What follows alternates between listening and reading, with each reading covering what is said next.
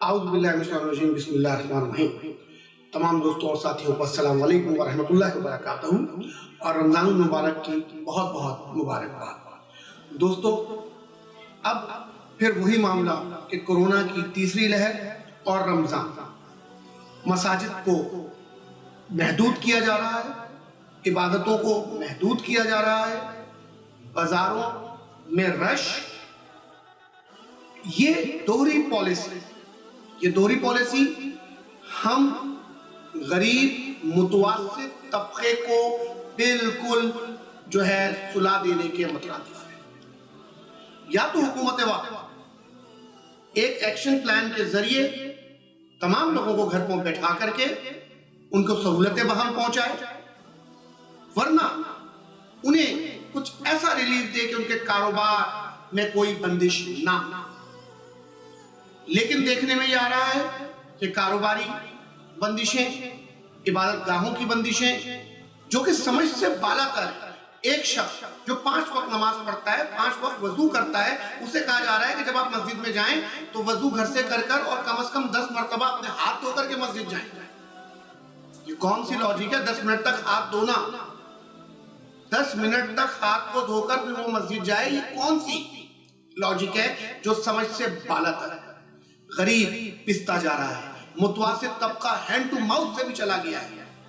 اس وقت 70% سے زائد آبادی غربت کی لکیر کے نیچے ہے۔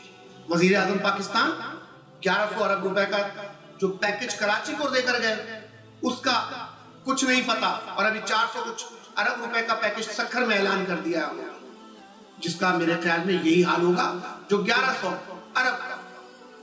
کوئی چیک اینڈ بیلنس نہیں، کچھ نہیں پتا کہ پیسہ کب آئے گا اور کب یہ لگے گا اور یہاں کی عوام کو ریلیف ملے گا، ایسا کچھ بھی سمجھ نہیں آ رہا۔ اور وزیر اعظم شوکت خانم کے لیے چندہ اکٹھا کر کے چلے گئے۔ تو بھائی سوچئے اور سمجھئے، جاگ پاکستان جا، اب جاگ جا اور دیکھ کہ کیا ہو رہا ہے۔ تحریک لبیک کو کالعدم قرار دیا گیا، ٹھیک ہے، ایک اچھا اقدام کہ انہوں نے جس طرح کی جو توڑ پھوڑ کی، جو معاملات کیے، جو بیعت ہوئی، اس بیعت کو اگر دیکھا جاتا تو اس وقت سے اس کے اوپر ایکشن لے لینا چاہیے تھا، تو اتنے حالات مزید نہیں بگڑتے۔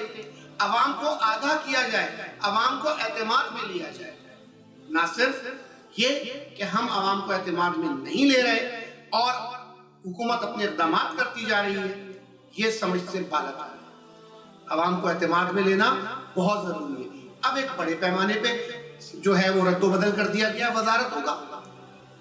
بھائی وہی لوگ ہیں، ایک وزارت میں اچھا کام نہیں کر سکتے تو کیا دوسرے میں اچھا کر لیں گے؟ آپ کے پاس ٹیم نہیں ہے، آپ کو پتا نہیں ہے کہ آپ نے کرنا کیا ہے، صرف آپ نے یہ کہنا ہے گھبرانا نہیں۔ اور بیچارے لوگ آپ کے اس جملے کے بعد گھبرانا تو بھول ہی گئے ہیں، اب تو وہ سمجھ رہے ہیں ہمیں خبر میں ہی جانا ہے۔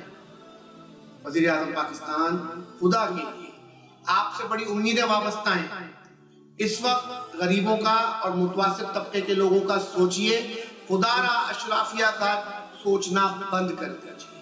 اشرافیہ کے بارے میں مت سوچئے، وہ سونے کا چمچہ لے کر منہ میں پیدا ہوئے اور آپ مزید ان کو سونا سونا سونا دیے جا رہے ہیں۔ خدا کے لیے غریب عوام کا سوچئے۔ آواز خلق فاؤنڈیشن غریبوں کے مسائل کو اجاگر کرتی ہے، ان کا حل پیش کرتی ہے، اس حل کو دیکھیے۔ اور میں مخیر حضرات سے بھی اس ویڈیو کے توسط سے اپیل کرنا چاہتا ہوں کہ آگے جو متوسط طبقے، جو سفید پوش لوگ ہیں جن کو کوئی نہیں پوچھتا، ان کے لیے کچھ کیجئے۔